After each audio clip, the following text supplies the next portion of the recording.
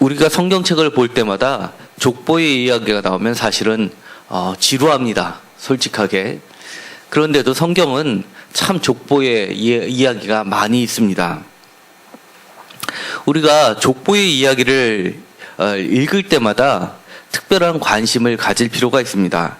지난 수요일 설교 말씀이 있었는데요.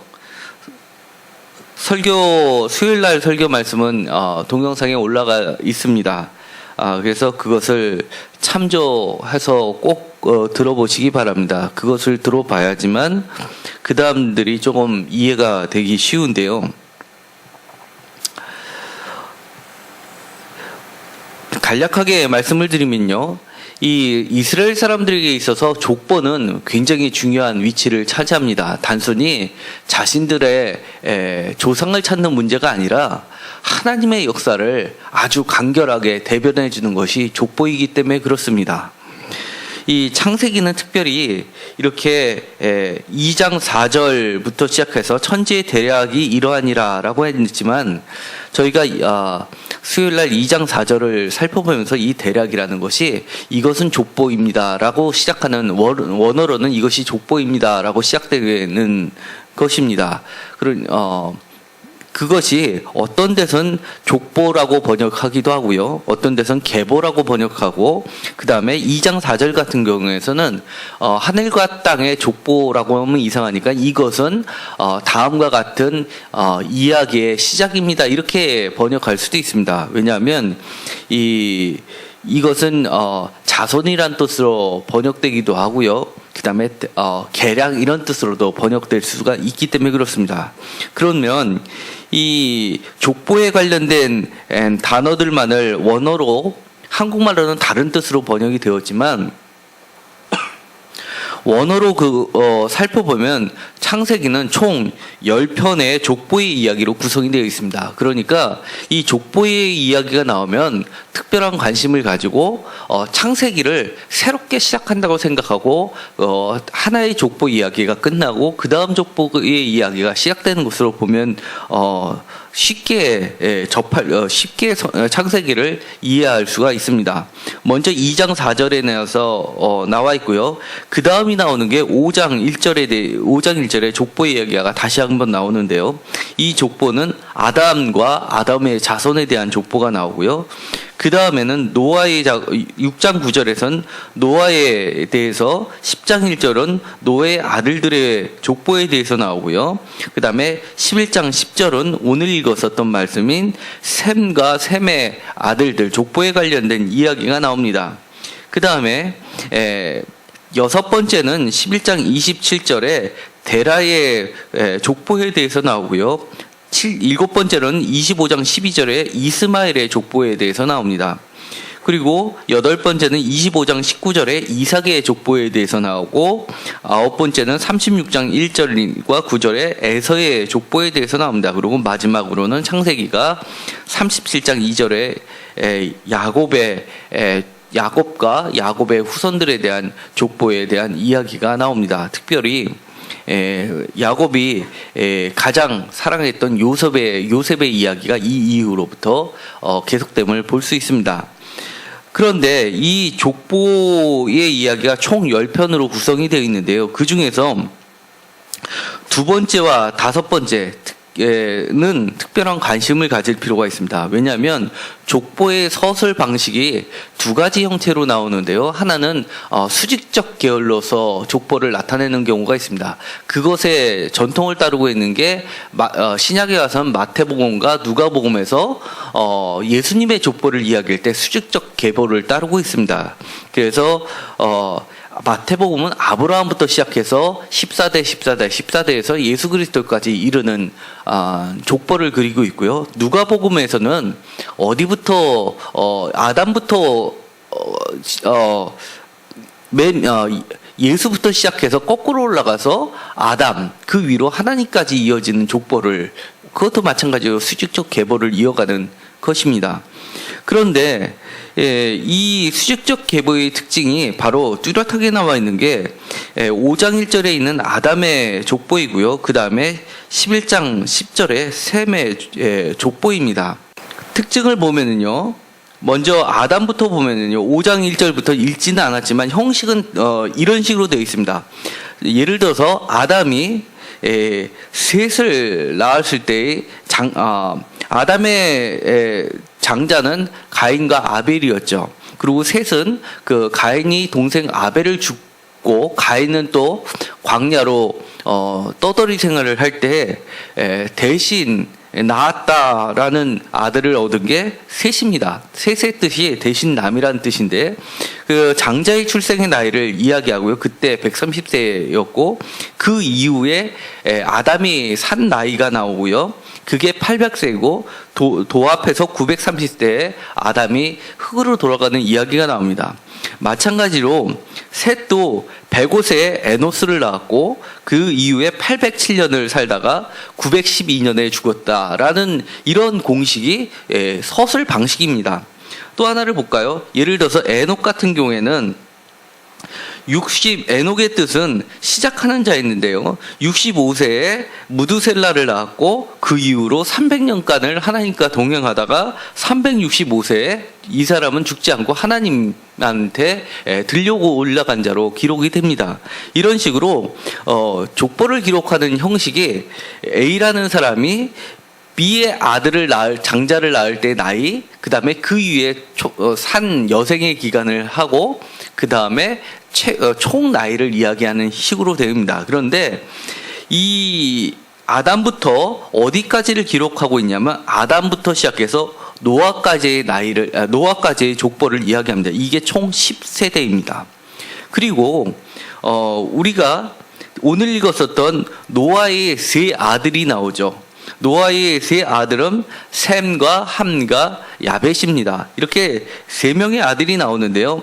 오늘 읽었던 셈의 족보에서는 누가 셈부터 시작해가지고 셈의 족보에는 사실 셈부터 시작하는 게 아니라 오늘 읽어보면 10절에 보면 셈의 족보는 이러하니라라고 되어 있지만 사실은 노아부터 시작된다고 해도 과언은 아닙니다. 그런데 어쨌든 간에 노아의 세 아들 중에서 특별히 셈이라는 아들에 집중을 시켜서 셈부터 시작해가지고 데라까지 나와 있습니다. 데라가 나오고 그 아들이 아브라함 이렇게 됩니다. 그러니까 셈부터 계산을 했을 때는 10번째가 누가 되냐면 아브라함이 되는 겁니다. 그러니까 아담부터 시작해서 10번째 노아까지를 그렸다 그러면 지금은 셈부터 시작해서 10대 후손인 아브라함까지 맞추고 있는 겁니다. 그리고 마지막 아들의 숫자를 노아에서 3명의 아들을 둔 것처럼 데라에서도 3명의 아들을 그리고 있습니다. 그래서 데라가 26절에 보면 아브람과 나홀과 하란을 낳았더라라고 해서 마찬가지로 5장의 아담의 족보를 잠깐 보시겠습니까? 보시면 더 눈에 들어올 것 같습니다. 5장 32절을 보시면요. 10번째가 노아고요. 노아는 500세 된 후에 셈과 함과 야벳을 낳았더라. 이렇게 되어 있습니다. 그러니까 마찬가지로 이 아브라함도 노아의 족보처럼 그렇게 그 아버지가 3명의 아들을 둔 거로 마지막 족보를 기록하는 것이 바로 수직적 족보를 기술하는 전형적인 형태입니다. 그러면 이들은 왜 이렇게 둘로 나눠서 기록을 했을까요? 여기에는 특별히 관심을 맞추고 있는 것이 있습니다. 처음은 아담부터 시작해서 두 번째 노아, 그 다음에 다시금 노아부터 시작해서 그 다음에 믿음의 조상인 아브라함으로 연결을 시키는 겁니다. 그러니까 이 많은 족보를 사실은 창세기 안에 여러 족보가 있습니다. 아까 얘기했던 것처럼 아담의 족보만 있는 것도 아니고 노아의 족보만 있는 것도 아니고 이스마엘의 족보도 있고요. 우리가 알고 있는 에서의 족보도 있습니다. 마치 아브라함으로만 모든 기록이 되어 있는 것 같지만 이스마엘 같은 경우에는 우리가 굉장히 터부시하는 경향이 있지만 성경에 보면 이스마엘의 족보를 보면 12지파를 갖습니다. 그 다음에 에서의 자손도 12지파를 갖습니다. 그리고 아브라함은 12지파를 갖는 게 아니라 오히려 더 늦습니다. 아브라함이 이삭을 낳고 이삭이 두 아들을 낳는데 그 중에서 동생이 야곱을 통해서 12지파를 낳는 걸로 보면 오히려 하나님의 인간적인 축복은 이스마엘과 에서가 오히려 더 빠르게 12지파의 축복을 받는 것처럼 되어 있는 겁니다. 그래서 지금도 아랍 계통에서는 유대 사람들을 자기네들의 장자로 인정을 안 하는 겁니다. 성경에 근거해서. 자기네들이 장자이고 또 장자의 축복인 12지파의 축복을 먼저 받았기 때문에 그들의 눈에 보일 때는 이스라엘 사람들이 자기네들이 장손인 것처럼 하는 것들이 그들로서는 받아들이기 어려운 부분인 것입니다. 그렇지만 오늘을 우리가 갖고 있는 성경책에 근거했을 때는 이 셈의 족보를 보더라도 꾸준히 흐르고 있는 하나님의 관심은 아브라함부터 노아까지, 그 다음에 셈으로부터 시작해서 셈부터 아브라함까지가 하나님의 축복을 잇는 약속의 족보인 것입니다.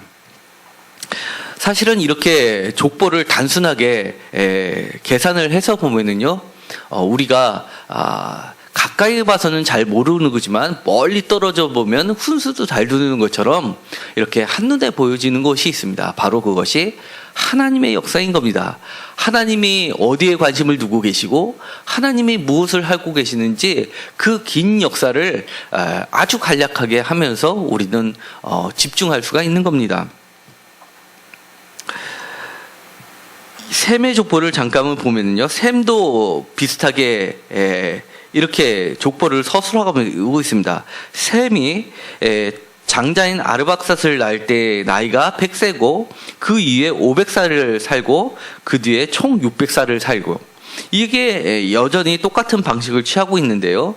이 셈의 뜻은요, 명성입니다. 이름입니다. 하나님께서 약속하신 게 생육하고 번성하라라는 첫 번째 계명이고요. 이 약속의 계명이 10이라는 숫자를 통해 가지고 성취되는 것을 보여주고 있는 겁니다. 성경에서 3이라는 숫자, 7이라는 숫자, 그리고 완전수인 3과 완전수인 7을 더한 완전수 10, 이것은 굉장히 거룩한 숫자인 겁니다. 그래서 첫 번째 계명인 생육하고 번성하라는 계명이 이 10이라는 숫자를 통해서 완전하게 성취되는 것을 보여주고 있는데요. 예를 들어서 그 계명이 첫 번째 계명이 완성된 것이 10계명이라고 할 수 있습니다. 거기도 10개의 숫자로 표현하고 있는 겁니다. 셈은 유명하고 명성인데요. 하나님께서 그 이름을 이렇게 넓혀주신 겁니다. 그리고 아르박삿의 뜻은 영역이란 뜻이고요. 셀라는 무기, 에벨은 송아지란 뜻이고요. 벨렉은 나누어지다라는 뜻인데, 아마 성경에는 자세히 나와 있지 않지만 이 5번째 세대에 가서 크게 갈라지는 사건이 발생했던 것 같습니다. 그 다음에 르우는 친구란 뜻이고, 스룩은 활, 그리고 나홀이란 뜻은 명확하게 사실은 어원이 밝혀지지 않은 뜻입니다. 그리고 데라란 뜻은 달을 섬기는 달신하고 관련이 돼 있는 듯합니다. 그 다음에 아브라함은 우리가 알고 있는 것처럼 아브라함에서 아브라함으로 이름을 바꿔 주심으로써 만국의 아비가 되는 사건이 발생을 하게 됩니다. 이렇게 하나님께서는 하나님의 특별한 관심을 어디에 두고 계시냐면, 마치 출애굽을 하는 것처럼 만백성에서 한 사람을 통해서 또 한 만백성을 구출하는 사건을 하고 계십니다. 오늘은 광복 70주년입니다. 사실은 우리가 광복 70주년을 해마다 돌아오지만 그때마다 우리는 역사를 다시금 되짚어볼 필요가 있습니다. 이스라엘 사람들이 역사를 이야기하는 것은 하나님의 역사를 다시 한번 깨닫기 위함입니다. 우리가 광복절을 맞이해서 이것이 어떤 인간적인 노력에 의해서, 투자행위에 의해서 성취된 광복일 수도 있겠지만, 우리 믿는 자들에게서는 이 광복 70주년은 광복을 통해서는 하나님의 특별한 은혜와 섭리가 있다고 믿어야 합니다. 그리고 그것이 믿는 자들에게는 역사적 사실로 다가오는 것입니다. 하나님께서는 우리나라를 광복하게 하셨고 그 구출함을 통해서 새로운 사건을 또 한번 일으켜 세웁니다.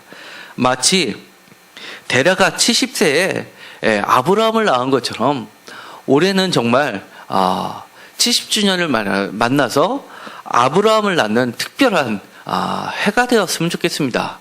그것이 구체적으로 어떤 사건이 될지는 우리는 모르지만 좀 더 나라와 민족을 위해서 기도하는 하루가 되었으면 좋겠습니다. 기도하고 마치기로 하겠습니다. 하나님, 오늘은 광복 70주년을 맞이해서 다시 한번 역사를 짚어보게 됩니다. 특별히 이스라엘 사람들이 자신들의 역사를 족보에 기록하면서 기나긴 역사를 하나님의 특별한 섭리 가운데서 해석했던 것을 배우게 됩니다.